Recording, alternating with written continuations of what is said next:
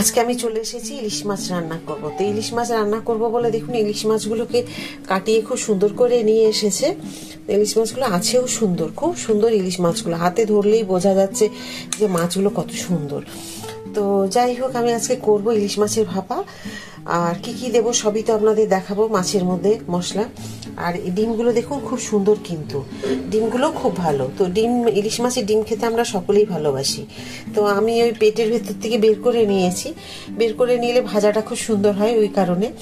আর অনেক সময় ভেতরে রেখে আমি যদি করি রান্না, তা সেটা পছন্দ করে না আমাদের বাড়িতে, তার জন্য আমি বের করে নিয়ে রান্না করব। তো চলুন, এই ভিডিওটা দেখার জন্য আপনাদের সকলকে অনুরোধ রইল, পুরো ভিডিওটা দেখবেন যে কিভাবে আমি ইলিশ মাছ ভাপাটা করব। নমস্কার, কেমন আছেন আপনারা সবাই? এসপি কিচেন ব্লগে আপনাদের সবাইকে স্বাগত জানাই। চলে এসেছি, আজকে আমি রান্না করব ইলিশ মাছ নিয়ে।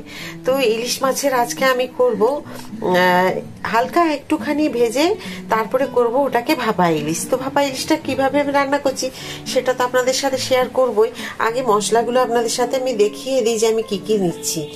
প্রথমেই দিচ্ছি একটু কালো সর্ষে, তারপরে দিচ্ছি একটু পোস্ত। আর আমি কিন্তু একটু টমেটো খাই, আপনারা ইচ্ছে হলে খাবেন, না হলে দেবেন না। ইচ্ছে হলে দিতে যদি মনে হয় দেবেন, নাহলে দেবেন না। তবে আমি দিই, আমার ভালো লাগে, একটু মনে হয় স্বাদটা একটু পাল্টে গেছে। তো সেটা আপনাদের উপরে নির্ভর করছে। তবে কালো সর্ষে বা পোস্তটা অবশ্যই দেবেন। তো এগুলো দিয়েছি। আর ঝালটা তো বুঝতেই পারছেন, আমি সব ভিডিওতেই বলে থাকি ঝালটা আমার দেওয়া যাবে না, ওই কারণে আমি ঝালটাকে অ্যাভয়েড করি। আপনারা যেরকম ঝাল খাবেন সেই বুঝে আপনারা কাঁচা লঙ্কা ব্যবহার করবেন। এতে শুকনো লঙ্কা একদমই দেবেন না। ইলিশ মাছে কাঁচা লঙ্কাটা দিয়ে রান্না করলে তার স্বাদটা কিন্তু দ্বিগুণ হয়ে যায়। আর কাঁচা লঙ্কা কেটে দেবেন। তা আমি সেটা ওপর থেকে দুটো কাঁচা লঙ্কা দিয়ে দেবো, ব্যাস, আর কিছু দেবো না। এবারে রান্নাটা আমি কিভাবে করছি সেটা দেখতে হবে। তো চলুন, আগে দিয়ে দিলাম তেল কড়াইয়ে, আমি মাছগুলো ভাজবো বলে।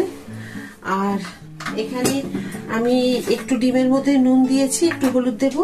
আর এখানে নুন হলুদ মাখিয়ে নিয়েছি, মাছগুলোতে দিয়েছি। এবারে একটুখানি মাখিয়ে নেব।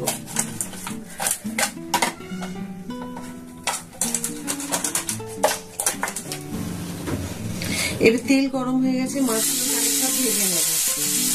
কিভাবে মাছগুলো কম তেলে বলছি, হালকা ভাজছি সেটা দেখে নিতে হবে।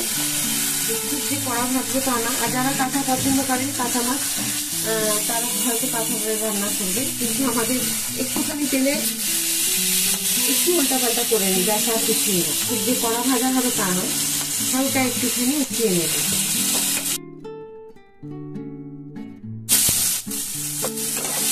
মাছগুলো আমার খুব ভাজা হয়ে গেছে। এখন মাছের ডিমগুলোকে ভেজে নিচ্ছি। আমি মাছের ডিমগুলোকে আলাদা করে ভেজে আমি তুলে রাখছি। তো এইভাবে তুলে রাখবো, আর তেলটাও আলাদা করে একটু তুলে রাখবো।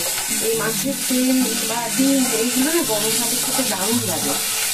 আপনারা নিশ্চয়ই খেয়েছেন, জানেন এর স্বাদ কিরকম। তো এটাকে একটু বেশি আছে আগে আমি নিয়ে নিলাম, যাতে ভেতর থেকে সুন্দর করে ভাজা হয়, তার জন্য আঁচটাকে কমিয়ে দিলাম। আর দেখুন, মাছের মাথাগুলোকে আমি ভেজে রেখেছি। এইটাও কিন্তু গরম ভাতে খেতে খুব ভালো লাগে, মাছের মাথা ভাজা। এই মাছের মাথা ভাজা আমি আলাদা করে তুলে রেখে দিলাম, এটাকেও খাওয়া হবে। একটা গোটা মাছ এনেছে তো, আর মাছগুলোকে আমি দেখুন এইভাবে ভেজেছি, একদম হালকা। আপনারা দেখে বুঝতে পারছেন, এই দেখুন মাছগুলোকে এইভাবে ভাজা হয়েছে। তো সব মাছ আমি ভেজে নিয়েছি এখানে। এই দেখুন, সব মাছগুলোকে ভাজা হয়ে গেছে। এই সব মাছগুলোকে আলাদা একদম হালকা হালকা করে ভেজেছি, আপনারা দেখতে পাচ্ছেন। তেলে দিয়েই তুলে দিয়েছি, যে তেলে দিয়ে লাল করে ভেজেছি তা নয়, একদম তেলে দিয়েছি, এপিট ওপিট করে একদম তুলে নিয়েছি। তো মাথাটাকে ভালো করে ভাজলাম। আর ডিমটাকে কম আঁচে ভাজছি, একটু বেশি আঁচ করে নিয়েছিলাম, করে আর ডিমটাকে ভাজছি। আর যে যতটুকু তেল আছে দেখুন, এই সমস্ত তেলটুকু কিন্তু আমি রেখে দেবো, আমরা গরম ভাতে একটু খাবো বলে। তো খুব ভালো লাগে, তো সেই জন্যই রাখবো ওটাকে। তো চলুন, আবার সমস্ত জিনিসগুলোকে আপনাদের পরপর দেখাই। অবশ্যই থাকবেন সাথে, ছেড়ে চলে যাবেন না, ভিডিওটা টেনে দেখবেন না, তাহলে কিন্তু বুঝতে পারবেন না রান্নাটা।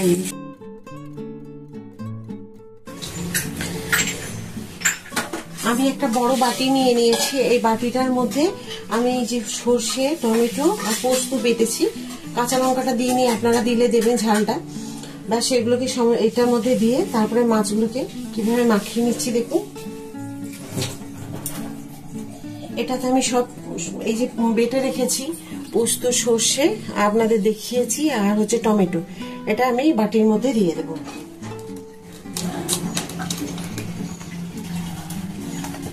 এতে সমস্তটা দিয়ে দিলাম।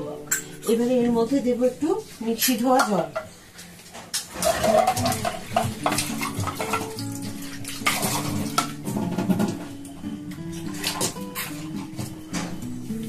এই যে একটু জল দিলাম, ব্যাস। এরপরে আমি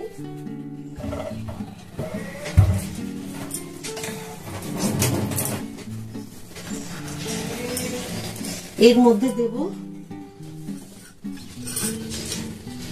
মধ্যে দিয়ে দেব আমি হলুদ, পরিমাণ মতো, যতটুকু মাছ আছে সেই বুঝে হলুদ দেব। দেব হচ্ছে কালো জিরে, এখানে কালো জিরে দিয়ে দেব। এখান থেকে কালো জিরে, আর দেব আমি পরিমাণ মতো নুন, যে নুনটুকু লাগবে সেইটুকুই দেব, ব্যাস। আর দেব এখানে সব থেকে আসল জিনিস, সেটা হচ্ছে আপনার সব থেকে বড় জিনিস হচ্ছে এখানে সর্ষের তেল।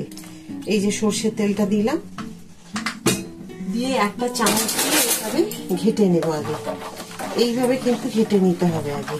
দেখুন আপনার পরিমাণ, আমার যতটা মাছ আছে, একটা গোটা মাছ আছে, যার জন্য আমি এটা দিলাম। এবার আপনাদের যতটা থাকবে সেই বুঝে আপনারা নেবেন। এটা এভাবে ঝোলটা রাখার উপরে নির্ভর করবে যে কিরকম ঝোল খাবেন আপনারা। তো সর্ষে, পোস্ত আর যে টমেটোটা দিয়েছিলাম কি সুন্দর দেখুন মিহি হয়েছে, খুবই ভালো হয়েছে। তো এবার আমি দিয়ে দেবো মাছগুলো একটা একটা করে সাজিয়ে। তো এখানে মাছগুলো দিয়ে দিচ্ছি। এখানে সমস্ত মাছগুলো আমি এখানে দিয়ে দেব। একটু বড় জায়গা নিতে হবে যাতে আপনার মাছগুলো সমস্ত মানে ভালোভাবে এগুলো ঠিক সেদ্ধ হয়ে মানে এর মধ্যে দেওয়া যায়।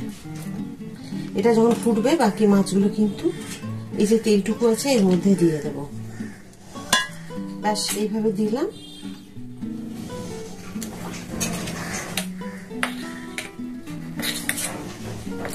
এইভাবে ঝোলগুলো উপরে উপরে দিয়ে দিতে হবে। আমি ঠিক যেভাবে দিচ্ছি আপনারাও এইভাবেই করবেন, দেখবেন এর স্বাদটা কি দারুণ হচ্ছে।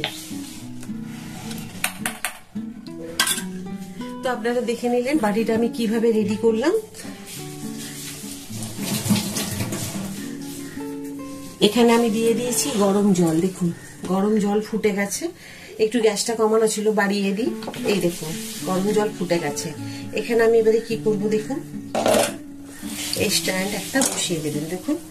আর এর মধ্যে আমি এটাও দিয়ে দিলাম, বসিয়ে দিলাম। একেবারে বসে গেছে দেখুন সুন্দরভাবে, আপনারা নিশ্চয়ই বুঝতে পারছেন। এই দেখুন এইভাবে দিলাম। তারপরে আমি দিয়ে দেব চাপা।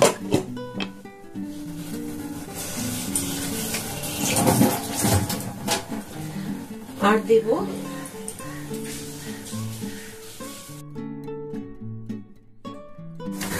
এবার এখানে যে ছিদ্রটা আছে এখানে দেখুন, এটাতে আমি একটা আটকে দেব এইভাবে কাগজ দিয়ে। এটা এখন ভাপে ভাপে হয়ে যাবে। আঁচটাকে বেশি কমাতে হবে না, মিডিয়াম আঁচে রাখবেন, তাহলে কিন্তু হবে। এই যে মিডিয়াম করে দিলাম। এখন এটা ভাপে হতে থাক। দেখুন আপনারা হয়তো পুরো দেখতে পাচ্ছেন কিনা জানি না, এটা ভাপে হবে। আর আপনাদের তো দেখিয়ে দিলাম দেখুন, মাছের ডিম আর মাছের মাথা আর তেল সমস্ত আছে, এগুলো সব হলো। তো মাছটা হয়ে যাক, তারপরে আবার আপনাদের দেখাচ্ছি আমি এটা কিভাবে রান্নাটা হলো। আচ্ছা হ্যাঁ, লঙ্কাটা দিতে ভুলে গেছি। লঙ্কা তো আমরা খুব একটা ঝাল খাবো না, তো সেই ঝালটা কিন্তু আমরা তো যেহেতু বেশি ঝাল খাবো না, ঝালটা দেওয়া যাবে না, যার কারণে আমি অল্প দিলাম। আপনারা আপনাদের মতো করে দেবেন যেরকম খাবেন।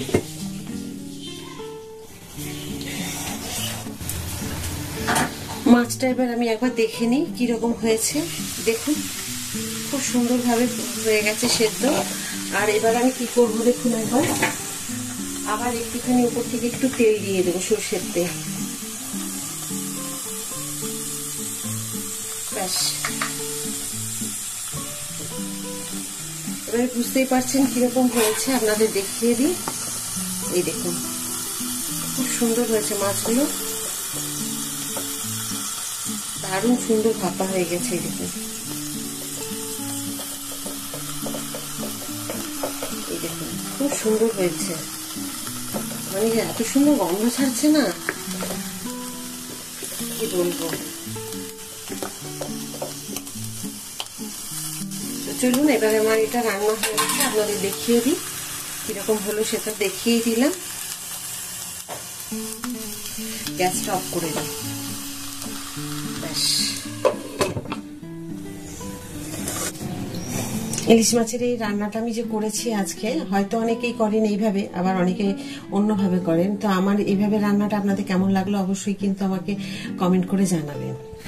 আজকে আমি আবার ইলিশ মাছের যে ভাপা রান্নাটা করেছি, আপনাদের কেমন লাগলো। রান্নাটা খুব সহজ সরলভাবে, খুব সহজ পদ্ধতিতে করেছি। আপনারা হয়তো বাড়িতে অনেকেই এইভাবে রান্না করে খান, কিন্তু আমার রান্নাটা তার মধ্যে থেকে একটু আলাদা। অবশ্যই দেখবেন, ভালো করে দেখলে বুঝতে পারবেন যে একটুখানি আলাদা তো কোথাও আছে। সেই আলাদাটা কোথায় একটু খুঁজে বের করে তারপরে আমাকে একটু কমেন্ট করুন। অবশ্যই কিন্তু নিজে খেয়ে তারপর বাড়ির লোককে সকলকে খাইয়ে খুশি মনে কিন্তু কমেন্ট বক্সে কমেন্ট করবেন। তাহলে এই কমেন্টগুলো করলে আমি কিন্তু একটু রান্না, নিত্য নতুন রান্না নিয়ে আসতে আমি কিন্তু খুব উৎসাহ পাই। তো চলুন আর বেশি কথা না বাড়িয়ে রান্নাটা অবশ্যই বাড়িতে তৈরি করে খান বা সকলকে খাওয়ান। আর আবার একটা নতুন ভিডিও নিয়ে, আবার একটা নতুন রান্না নিয়ে আপনাদের কাছে খুব তাড়াতাড়ি চলে আসবো। আপনারা সবাই ভালো থাকুন, সুস্থ থাকুন বলে আমি ভিডিওটি শেষ করছি। টাটা।